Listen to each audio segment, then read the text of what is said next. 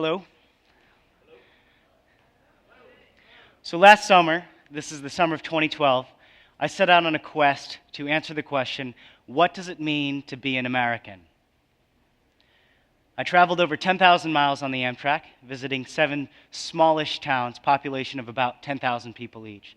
These towns range from Wells, Maine to Cadillac, Michigan, from Fort Madison, Iowa to Malvern, Arkansas. For 7 weeks, I traveled through 33 states. I stopped in 12 of them. This project, which I call Train American, showed me some of the darker sides of America. For example, in Yazoo City, Mississippi, I came to realize for the first time just how huge and monolithic, scary really, the American prison industry is. The population of Yazoo City has declined over the past decade, the free population, but the census reports that it's grown because there's a federal prison complex that's been expanding. Train American also showed me some of the brighter sides of America. In Astoria, Oregon, for example, this town has got really deep roots in the maritime and the commercial fishing industries. Now, time and globalization have changed this, but the people of Astoria, Astorians as they call themselves, have really embraced their history. They've celebrated that. They've built new museums and marketed themselves. And they've really been able to rebrand and recreate themselves as a wonderful tourist destination.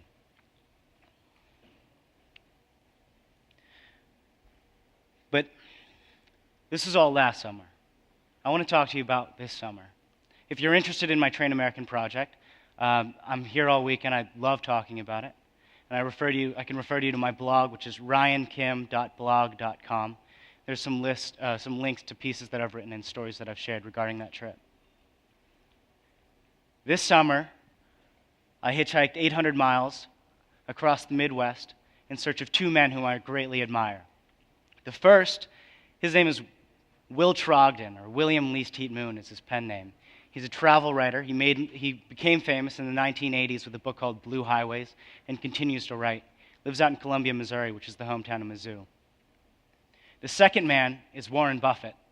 He lives in Omaha, Nebraska. Now, whether or not I found these guys, to me, is beyond the point. The point I'd like to make to you today is that I think hitchhiking and placemaking are similar in a few ways. For example, in both cases, you know where you're starting. You have a pretty good idea of where you want to go. And the success of your journey is entirely dependent, or almost entirely dependent, on the cooperation and generosity of complete strangers. So I want to share a story with you about a time that I tried this summer, tried to hitchhike, find a ride, share some lessons that I learned from that experience, with the hope that you might find these lessons applicable to your own work, building and rebuilding communities. Before I start, I think I should explain a little bit about hitchhiking. Has anyone here been hitchhiking before? Oh, good number. I love that. So for anyone who hasn't been hitchhiking, there are a few things you've got to know. First thing is you need to have a good 5 or 6 second pitch. So my pitch was this. Hi, excuse me. I'm 21 years old. I'm a traveling student. I'm trying to see America this summer. I'm trying to get to Kansas City, and I am wondering if you're heading that direction. The second thing you should know about hitchhiking is that you have to endure just insane amounts of rejection. And it's not the kind of rejection that, let's say, I would get asking a girl out on a date, right? That, for example, hi, I was wondering if I could take you out to lunch sometime. No.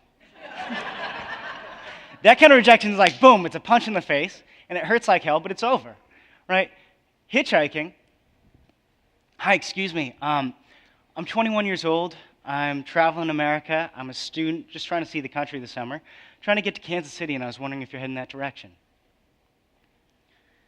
Oh, I'm so sorry, I'm actually headed east, but if I was going west, I would totally give you a ride, but best of luck.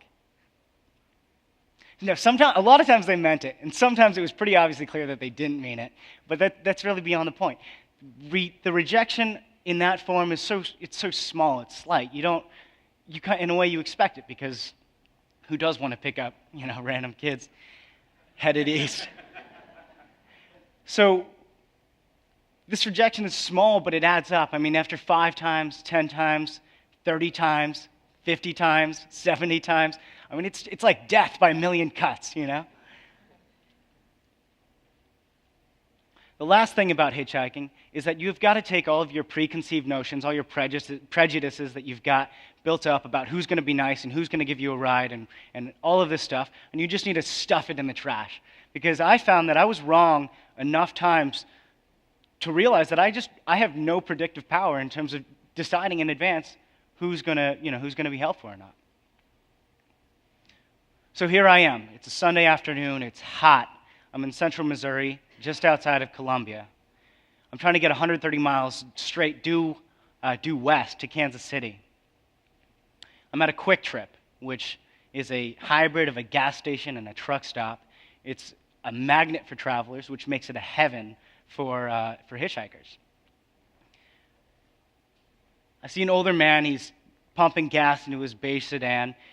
Around the license plate, the frame reads, "Once a Marine, always a Marine." And I know that Marines used to hitchhike quite a bit, and I think this guy looks like a nice guy, so I'm going to ask him for a ride. Excuse me, sir. Hi, I'm 21 years old. I'm traveling the country this summer, just trying to see America, and I'm trying to get to Kansas City. I was wondering if you're heading that direction. This guy looks at me. He finishes pumping his gas, screws the cap on, closes it, and he says, "Get a job!" And with surprising finesse for a man of considerable age, he jumps into the driver's seat of his car and then drives forward 20 feet to the convenience store, hops out, and storms into the building. And I think, well, that wasn't good. And I know I'm about to get kicked off this Quick Trip, so I go off and I give 2 more 6-second pitches, and it's a no. And like clockwork, an attendant comes over and asks me to leave. So I pick up my bags, and I go down the road to where the road branches off to the westbound interstate. And I go stand in the shoulder there. My first lesson is persist, because there is absolutely no other way but forward. I'm standing on the shoulder of this road, and I realize pretty quickly that sticking my thumb out, literally thumbing it, is not producing good reactions. You can see the driver's faces as they go by. It's just horror and fear. And so I go into my bag, pull out a sheet of paper, and I scrawl out a sign, Kansas City. Just simple, direct, right? I'm holding out Kansas City. Now, across the road, right at the off-ramp, the interstate off-ramp, there's another guy. He looks like he's homeless, and he's approaching the cars on the off-ramp, presumably asking for money. And I'm holding my sign, and I see him shouting at me, and he's shouting at me and waving his arm, right? I can't hear him, though, because it's a 6-lane road, and there's all this traffic. And I think, oh, this guy is getting territorial, and he thinks that me standing here trying to get a ride is somehow inhibiting his ability to collect money. And I'm like, that's ridiculous, right? But the traffic clears, and I can hear him more audibly, and he's saying, "Move down the ramp! Move down the ramp!" I said, "Why?" Or I shouted, "Why?" Right? And he said, "You've got to give them time to read your sign and decide to stop." And I'm thinking, that makes a lot of sense. This guy seems to know what he's talking about. So I pick up my bags and I move 40 feet down the ramp, staying on the shoulder, of course, of the on-ramp, and keep holding my sign. And sure enough, 20 minutes later of sweating in this midday heat, a car pulls over and stops. So my second lesson was help can come from absolutely anywhere. So I pick up my duffel bag, I throw my backpack over my shoulder, and I'm booking it. I'm hauling ass down the shoulder to the car. Why am I running? I'm running because I'm worried this guy might change his mind and keep going. Right? Because he has the chance to. So I'm running down. Now, when you're at a Quick Trip, right, and you're approaching people for rides, right, you say, "Excuse me, hi, I'm 21 years old. I'm a traveling student. I'm trying to see America this summer. I'm trying to get to Kansas City, and I was wondering if you're heading that direction." The first thing is, like, when you say that 70 times, I've said it to you like 3 or 4 times, and you start to lose your verve, right? But if you're not peppy about it and you're kind of droopy and you're like, "I'm the student, I'm trying to get," who wants to pick a kid up like that, right? So it's this process of energy, but you're not just reciting this and trying to keep your energy up. The whole time you're looking very carefully at the person you are speaking to, because when they say, "Yeah, I would love to give you a ride," come on in, you can feel really good about that. And when they say, yeah, I'll take you, then you might say something like, I've actually sorry to trouble you, but I think I'm going to pass on this one. At a quick trip, you've got your 5 to 6 second pitch, and you've got the couple seconds of their response to make that decision. When you're hauling ass down the interstate on-ramp, you see a woman's face in the rear view or the side view mirror, and you see a man's face looking over his shoulder at you through the passenger window. You've got maybe a half second or a second to decide if you're going to open that door and get in that car. So I got in the car, and the man driving, his name is Cliff. He's a 63-year-old steel worker. His wife, Norma, is a Mexican immigrant, wonderful woman. They've been married for 17 years. And of all places on a Sunday afternoon to be going, they're headed to a casino. And my ride turns out to be just fine. So the final lesson is that if I can trust myself, then I can trust anyone. And to qualify and explain that, I mean that if I have a clear sense of where I want to go, I can believe in my ability to make smart, intuitive decisions, although you might say that hitchhiking at all is not a smart decision, then I think I'm going to be okay.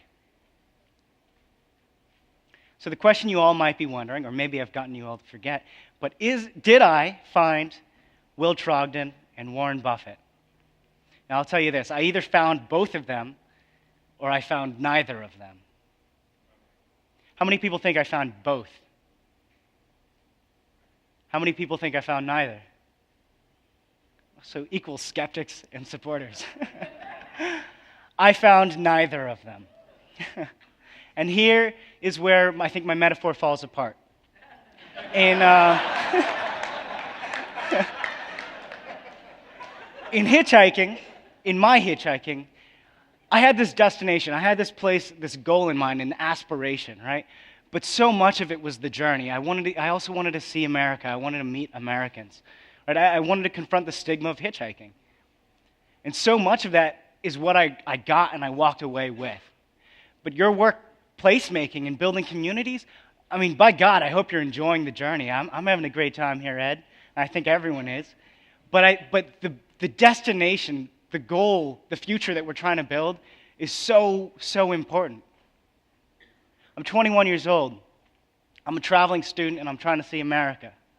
But I'm not just trying to see the America today. I'm trying to see the America of tomorrow, and that's why I'm here at CityWorks. I think, to an extent, that's why we're all here at CityWorks.